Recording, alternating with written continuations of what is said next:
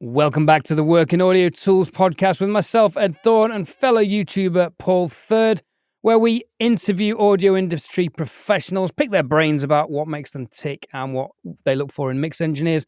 We also compare and constructively critique each other's mixes on tracks that we find, some from the Produce Like a Pro Academy library of multi-tracks and others from artists that we know and feature on the podcast. But this week we have something slightly different. In lieu of not getting a guest and in lieu of not having a mix, we are going to talk about something that is actually very relevant to me on a lot of levels and relevant to the community, which is G.A.S, Gear Acquisition Syndrome. We've all had it at some point. We all think one piece of gear or a plugin is the mecca for our mixers and it's going to turn us into Spike Stunn overnight. But the reality is, sadly, it's not quite the case. Now, I definitely fell into this trap when I went down the 500 series analog hybrid mixing rabbit hole. I bought loads of it when I sold my live sound company and I had some cash to spare. And I had ideas for what I was going to use it for, but I didn't quite know enough about it to understand how I was going to use it. I have since settled on a format and a workflow that I think works well for me and I enjoy. And more importantly, is easily recallable because I'm recalling stuff, a couple of times a day at the moment. But I have a good system for that, courtesy of the Flock Audio patch on my phone, where I can take pictures of what I'm doing, save it to the Flock Audio patch, use their Bridge plugin, which links to the DAW session in Logic. I save their Bridge plugin in there, and then it recalls all the Flock Audio digital patch routing for my 500 series gear. For those of you who aren't into that, check out the Flock Audio patch. They're not sponsoring this episode. I wish they would. I wish they'd sponsor it in gear because the upgrade from what I've got is £9,000. Oh my God. So I keep asking Darren nicely. He keeps saying no.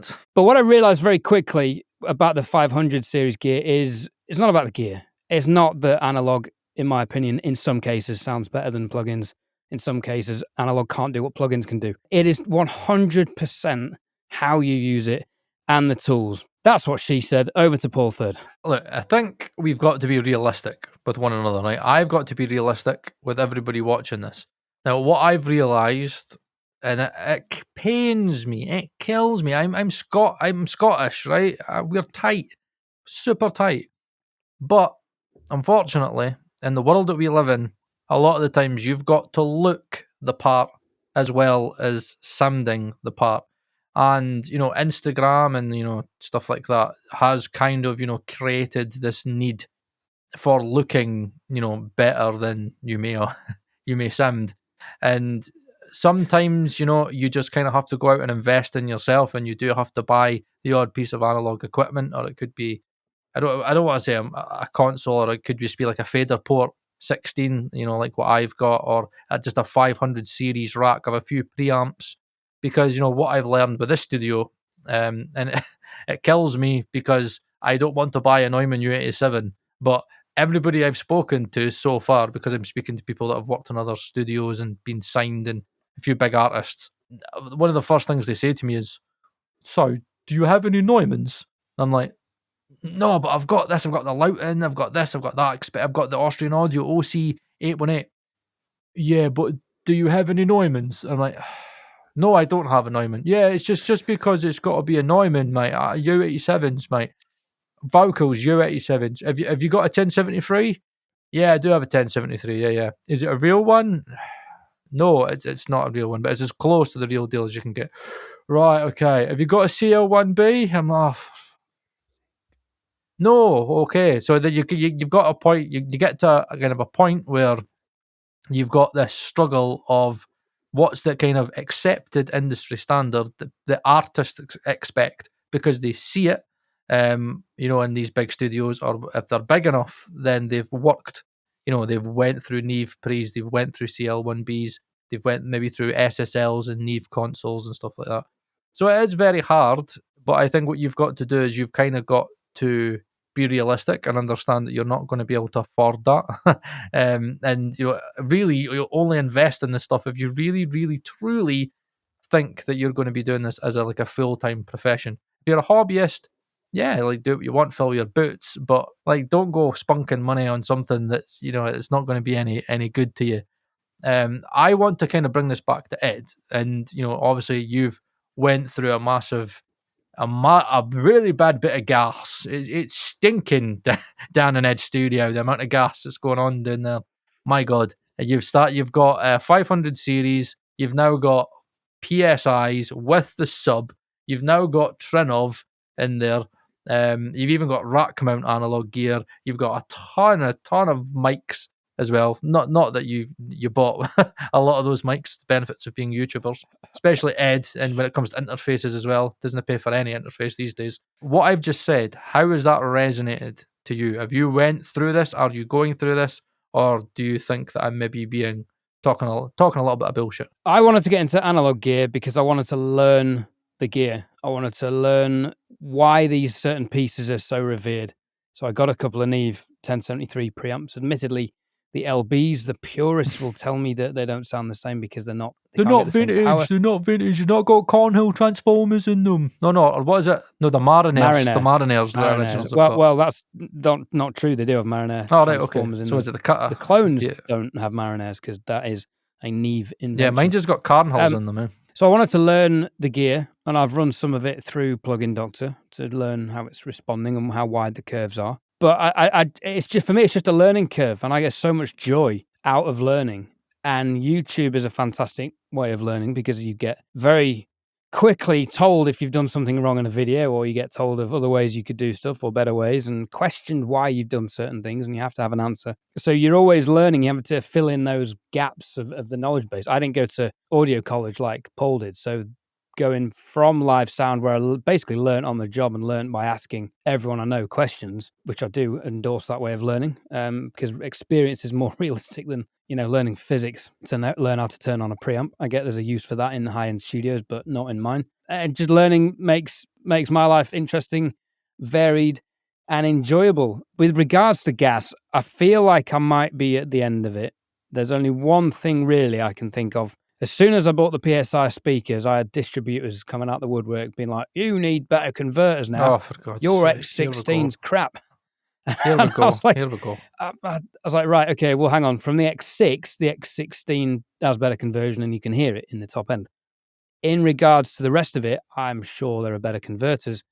But to get any better, you've got to be spending, say, 3 conservatively for a designated converter, up to 5, and if not 7. And unfortunately for me, I do have expensive taste. And I've also had the pleasure of befriending Paul Mortimer from Emerging UK, who retail and distribute, PSI speakers and Trinov, which we'll get onto in a moment. But they also distribute Merging Audio, and by all accounts, those are some of the best converters out there.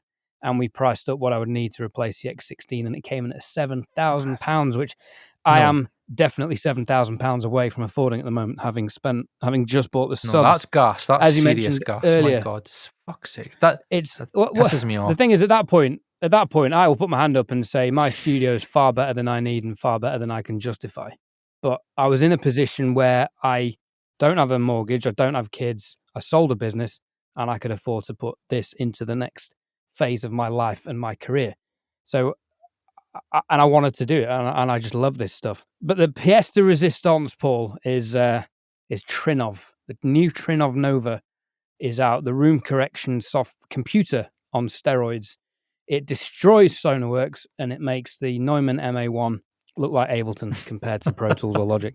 Oh, easy. Let's not mention Pro Tools on this channel. Fucking hell.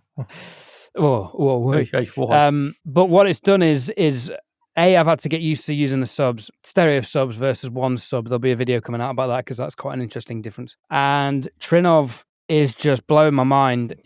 Initially, we turned it on with Paul, who set it up for me, and I hated it. It was horrible, and stuff sounds too bright, and things just didn't sound natural. But then you listen to it for a few minutes, and then you take it off, and you can hear the room influence. But I know the room, so that wasn't what bothered me. But you can hear the phasing coherence. Now, bear in mind, these PSIs are near flawlessly phase aligned within themselves. Just a micro movement in position difference between them, and you've got phasing consistencies with speakers. Much like if you have one headphone forward and one headphone back, you're going to get an odd mix in your ears, just as if you move them back or forward, you get more or less low end and top end. I've had to go through some old mixers of mine, and this has been. I took a load of mixers off my website today because they sounded shocking.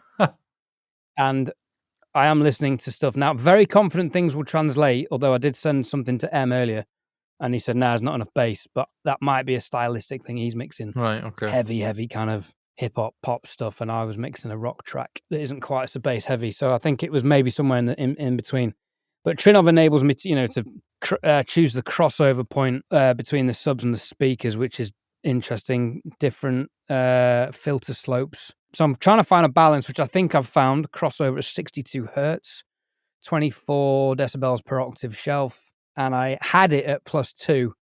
Sent the mix to M, and he said not enough bass, so I took them down back to 0 dB, so they're not getting boosted. So it's what Trinov thinks is right in the room. And I think it's working, but then I had a mix today going through Ozone and it said too much bass. I was like, oh, fuck, for Ozone to say too much bass, my God. Yeah, so it's a balancing act. And I just got to a good place with the PSIs and the MA1 system through the Neumann sub where I was like, okay, like last week's mix, I thought, do you know what? I'm in a good place here.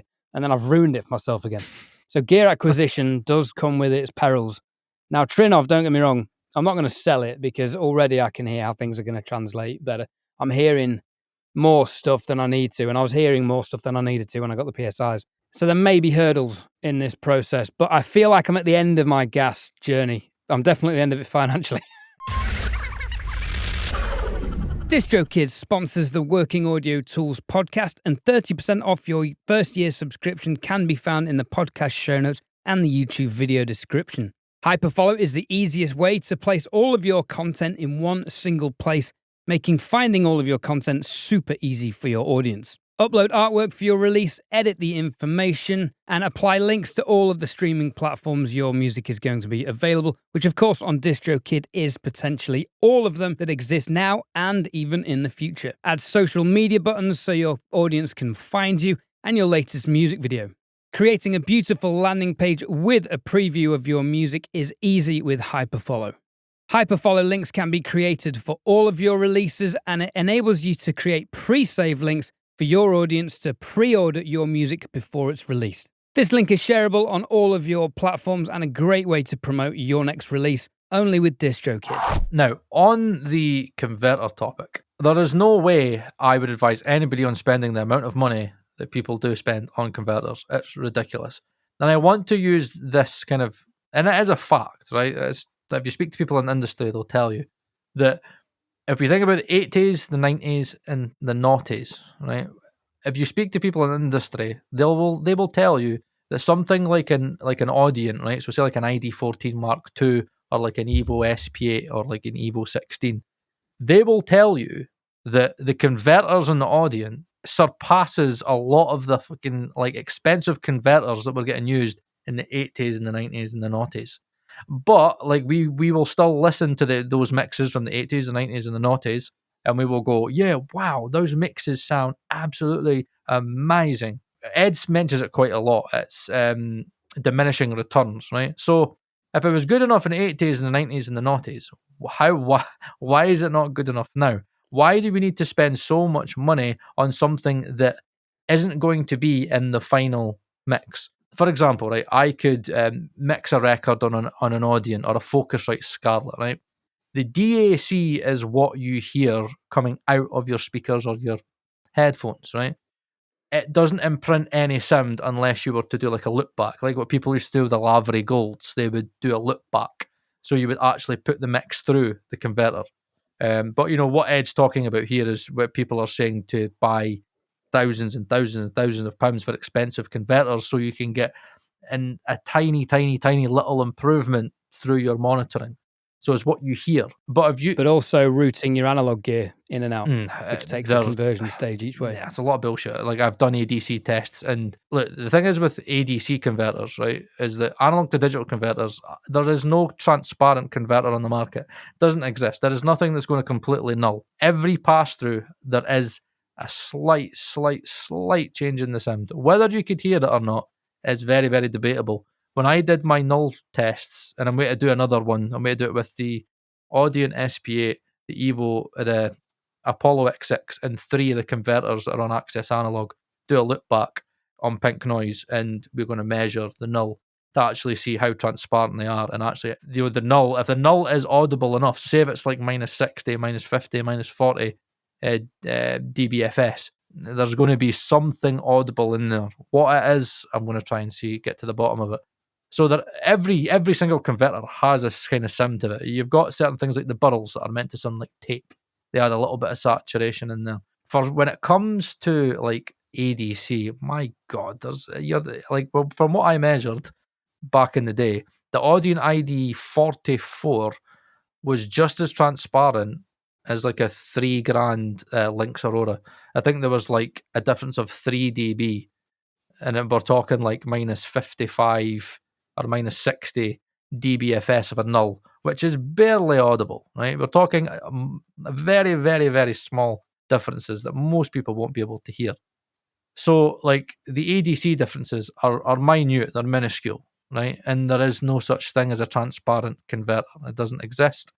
And in terms of the DAC, if you could mix a good record and you know your system, for example, right, I would argue that the speakers are more important than the DAC. As much as I kind of talk about, in my channel, a DAC being a bottleneck, and it is a bottleneck to an extent, the quality of conversion in regards to price, like I've got a topping DX7 Pro Plus, measures impeccably well, measures like arguably better than some of the best converters on the market, and it's like £700 to £800. I can hear a difference when I'm listening on my headphones, but at the end of the day, like, there's been tons of records where people have used stuff like Apollos and, used really, really good speakers through them, and they've managed to mix absolutely fine. I mean, if we're going to sit here and say that you cannot mix on a pair of, say, 7-9 grand speakers through an Evo 16 or like an Apollo or like a decent, DAC, you're kidding yourself. You're absolutely kidding yourself. Like, the difference is so unbelievably tiny. I mean, and this is the thing with G.A.S, is that you get used to it, right? And you get used to I call it it's a little bit of elitism in G.A.S, right? Let's not hide from it. There is elitism, right, when it comes to a lot of G.A.S, right? People buy stuff because it makes them look more professional. It makes them go, yeah, but I'm putting your mix through this £6,000 piece of equipment. You know what I mean? When you think about like a Manley Varimu, like I took 2 Manley Varimus with Acoustica Magenta. Both times I got them identical. People were failing the blind test, fucking left, right, and centre. And I did it on 2 separate Manley Varimus. The channel viewer actually like sent me the files and were like, I can't get Magenta to sound as close as my Manley Varimu. He gave me the original master, or like the bounce or whatever, unprocessed and processed, and gave me his settings. And then, because I knew how to use the plugin and how to work the plugin in Magenta and how to get it to sound like the hardware and how to tweak it properly, I managed to get it near identical. And I was sitting there to him going privately, I was like, mate, I've just, like, sell it. Why do you need it? You can easily get yourself like $2-3 grand back.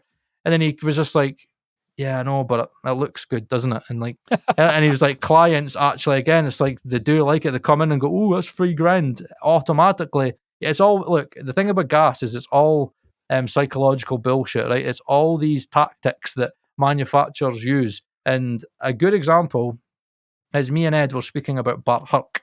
If you don't know Bart Herc, he makes lots of affordable 500 series gear. Now, it's amazing how clean with the active transformers that he uses and a lot of his stuff that sounds way more expensive than it actually is. And it's crazy that me and Ed were both sitting there thinking, maybe Bart is actually pricing his stuff too cheap, which is absolutely crazy. But it's because we live in a world where things are valued on how expensive they are. Well, if it costs £2,000 and that costs £500, the £2,000 one is obviously going to be better, isn't it? That's the way that people think, and that is the thing about G.A.S, is that we let people get into our heads. We think about what other engineers have used. Like, you got to remember that, like, back in the days with Larrabee and stuff, where they had all the gear you would want in these big consoles, they were getting artists through the door, and big artists every single week, every day. You imagine the amount of money that place was taking in. And then you even just think about the write-offs, the tax write-offs that they would have been able to have as well. And that's the thing when I speak to a lot of businesses and a lot of mixers, I'm like, how do you justify that? And they're just like, expenses, Paul. So do you think I'm just going to sit there and pay a couple of grand on my tax when I can just sit there and go, I'll just invest back in the studio, and they'll just buy certain things that, they might not even use. They might use it every so often, but it does look good. And I'm not going to deny that, my studio does look better. Now I've got that one rack of 500 series in. And when I get... There you go, Paul Third is officially hybrid. Yeah, and I'm going to get a second one because, again, it's the problem is with G.A.S is that, you're like, well, I've now got that empty rack on my desk. So I'm like, well, I need to fill it because obviously, it looks stupid now because it needs... And then it's like, oh, if I have the two sides... We have to tell us what you're going to get, don't you? Probably more Bart Herc stuff, because the great thing about Bart is that we've got a little relationship with him, and he likes to send me and Ed stuff. So I'm like, yes, I'll stick with you, Bart. I actually do use his diode bridge compressor. I use it on every mix I do for now since I've got it. I think I've used it on the past 3 or 4 mixes. But what, stereo or individual channels? Stereo, because he's got the stereo cable that's quite good. Yeah. So again, it gives you more of a consistent voltage going into left and right. And it sounds great, and I love the vintage mode because it adds in those odd harmonics, which is very similar to what a lot of the diode bridge stuff, like the Neve stuff, used to do. But it's got its own kind of sound. I really like it. Just quickly, for anyone into 500 series gear, and if you haven't checked out HRK, they're a Polish company. Bart used to work for Focusrite and Neve, and he is an absolute circuit board genius. Yeah, he is. Totally. And in my opinion, he should be charging double to triple what he's charging for what he's putting out. But that's crazy that we have to think like that. We should be sitting there going, Bart, well done. But because we are sitting there thinking like the way that the industry works and the way that consumerism works, it's like he could probably easily sell like that stuff for more. And it's crazy that it kind of devalues his product just because he's doing it a little bit cheaper, because we've got this thing where you get what you pay for, when it's bullshit. It's like headphone amps, and me and Ed were speaking about this like a couple of weeks ago, and I was telling him about how the Rupert Neve headphone amp and the SPL Phonitor, they measure terribly. And again, people will say, yeah, it's not all about measurements, it's about your ears. But at the end of the day, when it comes to stuff like amplifiers, right, it's like, of course, like the measurements do matter. You've got noise levels, you've got distortion levels, you've got crosstalk, you've got jitter. If it's a DAC, you know what I mean? And you've got a linear frequency response. Obviously, if it's a headphone amp, you want to make sure that you've got enough juice for it. And when it is driving like headphones with low sensitivity, you want to have the lowest amount of distortion possible. And you want to ensure that when you are driving those cans, that your linear frequency response is linear as possible. But unfortunately, a lot of these kind of headphone amps, they don't measure that well, and they're not worth the money. But because they've got the prestige, they've got the brand, they've got the elitism, people buy it. And I think that's what's I kind of hark back to the Neumann thing. Like, I don't think I need a Neumann U87 in my studio. Like, I think that I've got the Atlantis, especially the Austrian Audio OC818. That thing sounds incredible. Ed told me about it at NAMM, and that thing sounds really, really good. Like, I've not heard the vintage C414. I would take an Austrian Audio any day. I think Austrian Audio are the best all-round microphone company at the moment. But it's just so frustrating to me that because Neumann has the prestige, I am sitting there thinking at some point, am I going to have to pay £1,400, for a U87 AI just so I could have it in the studio? And the rest, I know, don't even start again. The reality is, though, with the Neumann on female vocals, it is one of the best mics. No, I'm not denying it's a great sounding mic, but the thing is that microphones have came that far that there's more out there than a fucking U87. I get it. I've used the U. There are a lot of microphones, but I don't know if this is, maybe you guys can leave a comment about this, but it seems to be my perception that for female vocals it's still the Neumann 87, but male vocals could be any microphone these days. It's just subject to what works for your voice. I mean, I've tried a £3,000 microphone on my voice this month. Didn't work. My €1,200 or in a sale €600 Jay-Z mic, still the one. Or actually, the Warm Audio, people are going to hate me for this. Their CX12 is a fucking great clone. Great mic. Sounds amazing on my voice. Not a $3,000 mic. Not a Neumann. But for girls, in at least the mics I've tried in my studio, U87. But it's not going to fit every single female vocal, is it? That's what I try and tell people, is that I get... No, but it seems to fit more... That seems to fit more female vocalists than more than, I think it's a female vocal mic rather than a male vocal mic. Right, okay. In my experience. But it seems to fit more singers than any one mic fits more male singers, if that makes sense. Yeah, I get what you're saying. And again, I'm not denying how good Neumann's sound. I've used them, but again, I don't like it on my voice. And I remember I've used it when I was at Adam Smith. You know, I mean, we had a few Neumanns and we had the AKGs and we had lots of great mics. But, you know, I learned very quickly that, you know, the Neumann doesn't suit every single voice. And it frustrates me that my studio will almost kind of be, you know, on how, you know, pro the studio is going to be in terms of the gear that I own. You know what I mean? And I'm sitting there going, some of these microphones here are absolutely awesome. It's taking, you know, the inspiration from, say, you know, the build quality of Neumann, but then like moving forward and doing their own thing. Like Loughton, every Loughton mic has its own sound. It's got its own character. It's not trying to be transparent like the OC818. You know what I mean? They've all got their own character, and there's tons. Jay-Z, for example, I think again they've got a lot of great sounding mics as well. And I think I would much rather go for quantity over quality a lot of the time. Like I would much rather have, you know, 10 mics rather than have 2 awesome mics. You know, because again, it might get to a point where the U87 doesn't work on a singer, or again, you might then have a vintage C414 and that doesn't work. When actually you would maybe get like the Loughton Atlantis and it would work perfect. I would much rather have somebody say, wow, you've actually got tons of options here, instead of just being like, oh yeah, but you've not got Neumann's. He's not as pro. And I'm like, you could have a Neumann and not know what to do with it. You could. There's been, think about Billie Eilish, for example, right? Okay, different story now because I know he's using the really expensive mic. I can't remember what it's called, the Chandler. I think he's using the Chandler Red. But I mean, if you think about the first album, that first album that went fucking platinum, right, won Grammys, was done through, I think it was an Audio Technica mic, and I think it was an Apollo, and Billy's voice still sounded amazing. You know what I mean?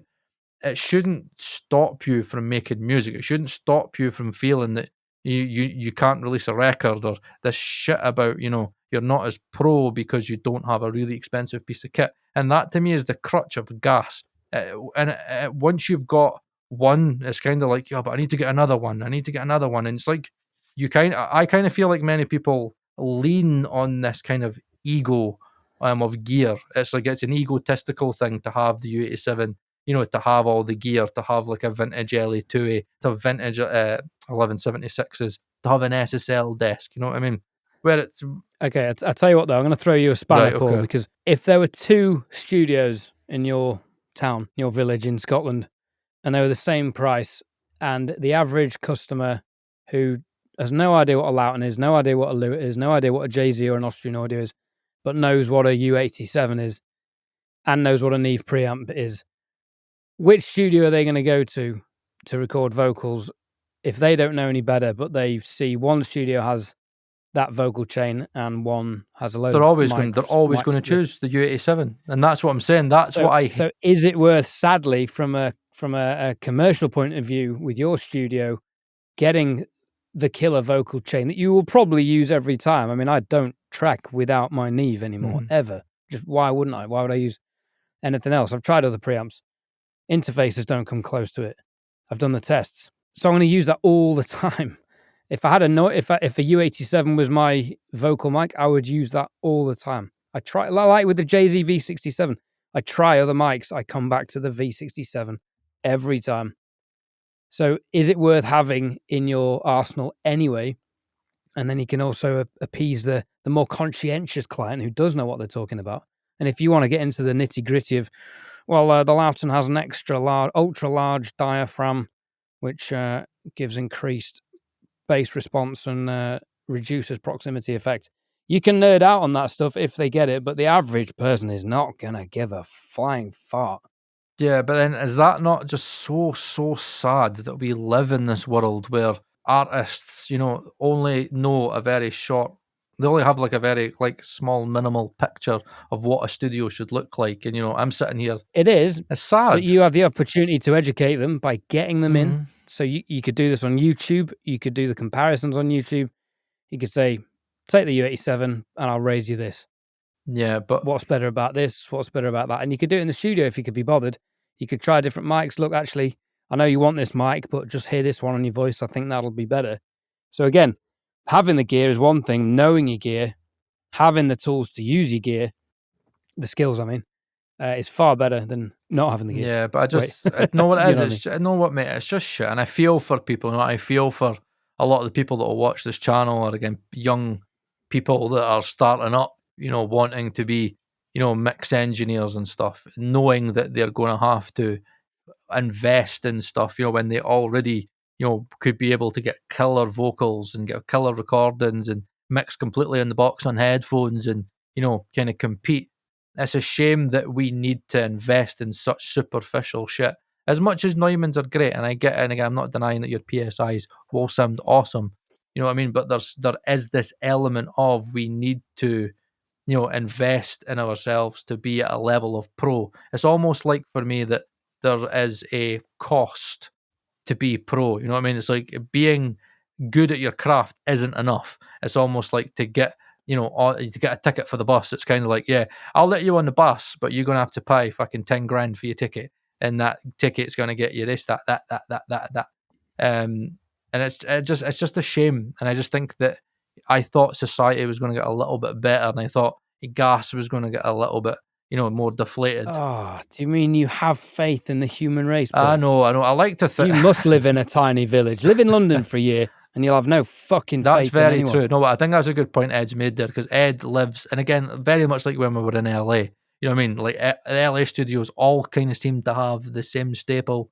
You know what I mean? A CL1B, 1073, 1176. You know what I mean? They all kind of had the same staple. And again, a lot of them kind of do use the same speakers as well, or the same converters. And it does seem to be a thing where there's like a bar set, and it kind of creates industry standards. Yeah, and I hate that term, industry standard, because we have guys like Andres, who is a great example of a guy that works full time out of his studio, and he bought a Telefunken because he really wanted to have like a really good mic, but he bought the TF series. Yeah, but at the end of the day, he's got the Dyne Audio speakers, and he's recording artists, like every week. You know what I mean? That's his full time job. He's not invested in the money that these guys in London and LA have, but he's still going out there living the dream and making music, mixing music, and you know what I mean. And I think that he's a sign that to me that you can do it and you don't need to spend it. And I would still class Andres as a professional because he's doing it full time, and I think that to me is what a professional is. I think what we need to be able to sort out in regards to like people thinking they need to spend money for stuff is there's a difference between professional and industry professional. If you want to be an industry professional, then yes, you're probably going to have to invest, and you're going to have to buy certain things to kind of follow the trend. It is what it is. But I mean, if you don't have it, then you could still be a professional. For me, a professional is somebody that gets paid for a living doing whatever they're doing. You know what I mean? And Andres is a great example because he is very good at what he does, and his studio's up in Kendal in the Lake District for anyone who's interested. Lovely guy, and he's a great example of skills come first. You don't need the gear if you've got the skills. However, the gear is fun. The gear makes your life enjoyable. And if you get nerdy, like yourself, Paul, and myself and MSM, you hone in on the weakest link in the chain. And gear acquisition syndrome for me is constantly upcycling and improving and updating the weakest link in the chain to the point where I've said this on my channel for years. I always want that to be me. My ears are the weakest link in my chain now. I don't need a better converter than that. I've got bigger problems in my room, even with Trinov, and bigger problems with my hearing than I'm going to get benefiting out of any kind of better converter. But it's taken it to that nth degree. From an educational point of view, in my case, I love having Trinov now and hearing every little phase in discrepancy. It's been driving me fucking nuts today. That is opening my ears to a whole other world of detail that I otherwise wouldn't have been exposed to. And that's going to make me a better engineer. So I'm happy with that. That for me is a worthwhile purchase. And if I can do better mixes that clients are happy with, then happy days. I won't say this on my channel, but I'll be honest on this one. I have definitely outspent my ability and client network and means to repay myself. for all this. But like I said, I had the means, I had the financial fluidity, and I just wanted to learn. And my next 5 years of my life are dedicated to outgrowing this stuff. In 5 years' time, I'd like to think that I do need a better converter because my ears have developed, my skills have developed to a point where that is the weakest link and it's not me anymore. And if I get to that point, happy days. We'll still be arguing about snare drum sounds at that point, but who cares? Hopefully we'll be professionals by then. Look, the most important thing to solve G.A.S, right, is science. If you know how to use science and you know how to test things properly. I much prefer opinions on Facebook to this point. Yeah, totally. Totally, yeah. Because opinions on Facebook is facts, in case anybody knows, right? If somebody says it's better on Facebook, then it's real, right? It's fact, right? If you know how to use science correctly and you know how to test things correctly, you will stop yourself spending so much money. If you can do a test and you can blind test yourself, like what Streaky was talking about, MSM talked about it, and again, I talk about it a lot as well. If you know how to level match things properly and do your tests and get the science involved, you will find yourself not needing to buy as much as you need. For me, there are certain things that I buy because, yes, I agree, a 1073, yes, in terms of preamp, it does have a sound, and I do prefer a 1073 over other preamps. I've got the Golden Age pre because I refused to pay for the Neve because they spent the time to take all the innards of it and get Carnhall transformers, and for me, they've went a step further. They've got a high-pass filter in there, and they've got an air band in there as well. And, I've got tests that were done in Sweden, and, you can't tell the difference between the two. I couldn't hear the difference, and many other people couldn't either. So I can justify that purchase. So if anybody says, yeah, but it's not a Neve, I'm like, look, it's a 1073, is what it is, right? And I can kind of move on from that. But, I'll never be somebody that buys an LA2A or an 1176 because I don't need it. I've got plugins that could do a comparable or arguably a better job. Right? I know how to use plugins correctly to get the sound that you want. The whole thing about analog, look, at the end of the day, Serban, arguably the biggest mixer of all fucking time, right? Bar Bob Clearmountain. But modern day, Serban, completely in the box, has been in the box for fucking decades, right? Jason Joshua was out the box, was hybrid, now completely in the box. Dave Pensado was in Larrabee. Yeah, but they're all getting their sessions let me finish. Let me finish, right?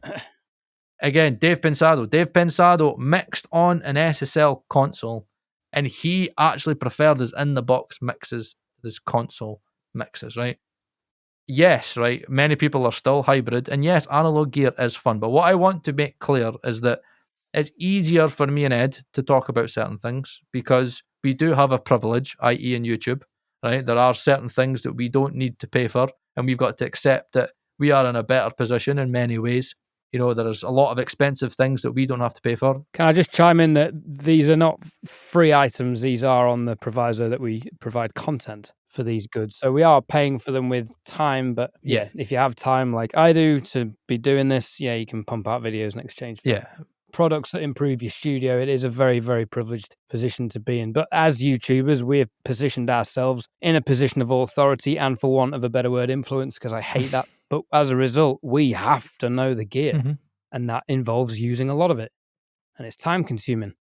So it's not completely for free. Sorry, carry on. But I'm just trying to bring it back to a lot of the people that will watch this that are starting out. Again, you could be 18, 19, and you don't have the money to even. You're probably lucky if you could buy a fucking £300 pair of headphones. You know what I mean? There's many people that I've seen in certain videos where I think, Warren's talked about consumer grade stuff and he's like said, yeah, it's like $300 or something. And people have been like, yeah, I don't class like $300 as like fucking budget and affordable. You know what I mean? Like $300 isn't like, I know people that contact me that, are struggling to even have the money to buy a fucking Audion ID14 or an Audion or an Evo or something like that. So, I mean, it's, I just don't want people to feel that, they're not going to get a career in audio unless they find magic money. You know what I mean? Because for a lot of people, again, the amount, again, we don't need to tell people how much you spent on your speakers, you know what I mean? But it was a lot of money. But at the end of the day, not many people are going to be in as fortunate a position to that, to be able to work as hard as you have, to be able to, to sell your live sound business and then have, income that, again, your videos as well as live gigs, and be able to. Yeah, let's not pretend this purchase came I know came via some kind of fluke You or worked kind for of it, you know what I mean? handout. Fuck me, I worked my ass off for that. But what I'm trying to say is that there'll be people out there that aren't in a fortunate position where, you know, they've not got the opportunities to earn that amount of money, and again, they just, you know what I mean? It's difficult for a lot of people, and I've been in that position. You know, I'm very fortunate now where I've got the studio, and I got it for a great price. You know what I mean? And I've got all this great stuff, and I have put a lot of money in the studio. My wife is still sick. Like when I told her, like, oh, by the way, this is kind of how much we've spent so far. She's like, oh, you didn't have that conversation, did yeah, you? I had to. I was sore. Even the Atmos room and Because you know that amount of money, that's how much you're going to have to spend on her flowers and tell me holidays that. I know. next Tell year. me. I know. Yeah. Remember, because we'll be 10 years married next year. And she was like, yeah, we want to go Congratulations. to Hawaii on with 10 years. I'm like, well, your husband needs a fucking studio, right? So sorry, we've got a Butlins or something like that, right? We'll have a great time though, right? I promise, love you, right? They might do a Hawaiian night, you know. Well, yeah, that's good. It's a good thing. Just, you know what? We'll just go around to the local, right? We'll get some hula hoops, right? Be like Hawaii, right? Hey there, Ed here. You may recognise my voice from doing all the other Distrokid advert segments. This time I didn't want to just do a typical advert talking about stuff to do with Distrokid. I actually wanted to give you my feedback about the service because I genuinely do use Distrokid for uploading my music. And I know Paul does, and it turns out Dan Worrell does as well. I've used Distrokid since 2019. As you can see on the screen, I have 6 releases so far. It is genuinely super easy to use. The tracks get into Spotify within 24 hours, which is remarkable. Apple Music takes a little bit longer. I'd suggest giving that 10 to 14 days. The hyperfollow links are really useful for advanced promotion of your tracks, and the promo cards are really great visual aids for social media promotion. Ooh, I particularly like that one. Distrokid collect all the royalties from your streaming services, and here you can find an itemized breakdown of where all your income has come from. There's also a Distrokid referral where you can save your friends $10 per sign-up by creating your own VIP referral link. It's an important thing to speak about because I do feel that, you know, mental health is very important, and I think a lot of people cripple themselves, unfortunately, into a lot of debt because they feel like they need to buy stuff. And, you know, a lot of people get the bug, and it is a bug. When I got the 500 series stuff, it was a bug. I started off with the Lindell, then it went to the DBX, Subsynth, and then I'm getting the stuff from Bart. And I did go through a point where I was like thinking about buying the 500 series Bluey, you know, the one that Black Lion Audio make. Ooh. And I sat back and was like, whoa, Paul, what are you doing? You don't need it, Paul. You don't need it. But I was making myself. I did send an email to Sweetwater about trying to get hold of that as soon as it came out, and there was no allocated marketing budget for it, so I didn't get it. I know there's still things that, yes, like I do have that, you know, that kind of kid in me, but it's like who doesn't want a Fairchild, right? Would I probably want like a real vintage 33609? Yeah, probably. But I don't need it because, again, I've got like the Bart's diode bridge compressor. I've got plugins, 10p compressors that I know sound nearly identical to analog. He's the best at it. I've got a ton of plugins, and I'm and even with plugins, again, it's like, I think we need to probably have a PAS episode, plugin acquisition syndrome. That's a fucking another thing in itself. But, you know, it's hard enough, like, having the money to buy gear when you're spending so much money on plugins as well. And I just want people watching this to know that just spend the time on getting good at the craft and learn, and mix with what you've got. And as Ed said, right, over time, try and focus on the weakest link in your chain. Most likely it's going to be your monitoring, right? So the next time you see that flashy plugin, you're like, oh, that's going to make me sound better. Have a look at your setup and go, right, could I spend 100 quid on a new headphone amp? Could I spend another 200 quid on getting a better pair of headphones? Could I save money, maybe save money for a year and like make a big purchase on something that's going to, you know, make your mixes better? And it's normally as you're monitoring, it could be better speakers, it could be acoustic treatment in your room.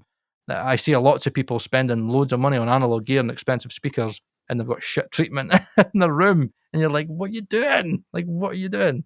Just be sensible and just, you know, think about what you actually need, not what you want. G.A.S is a lot about want. You buy stuff because you see it and you go, that looks good. Yeah, and that's going to make me look a little bit better and a little bit more pro.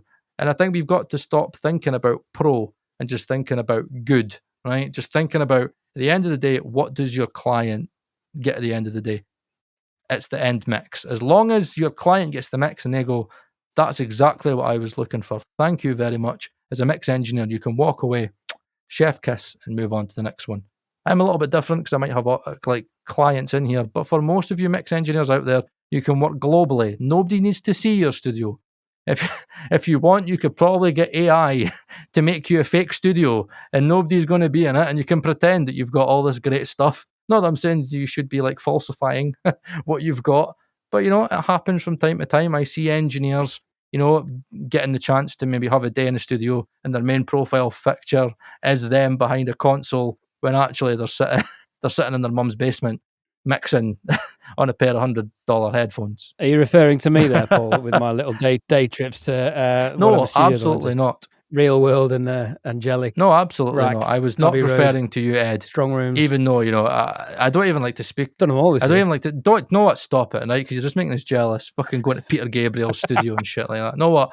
No, I'm done. Know what? That's 2 weeks on the trot. You've pissed me off now, Ed. That's me done. Know what? I'm not going to walk out this week, right? I'm going to stay dignified. So, right. On that ginger bombshell, right, I would like to end it on a... You done it again. Fuck you. Fuck you. Fuck off. On that bombshell, I would like to end it on a positive note, where if you do need to buy gear, the secondhand market is very buoyant and good quality in the UK. If you go to somewhere like Make Noise Pro Audio, my friend Sam, who runs that, is an absolute character. He's a legend. And if you can't afford the brand new gear, the chances are he's got gear at Make Noise Pro Audio that he tests manually. I've seen him do it. And you can get secondhand gear that's been maintained, repaired, fully tested, well looked after, sent directly to you. So check out Make Noise Pro Audio. There you go, Sam. Hope you're well. And big shout out to Sam on the podcast. On that blonde bombshell, skills over tools, but the tools do make life fun. That's my attitude. It's been emotional. I don't know why I'm doing this with my hands. See you on the next one. I've no idea what next week's episode's about.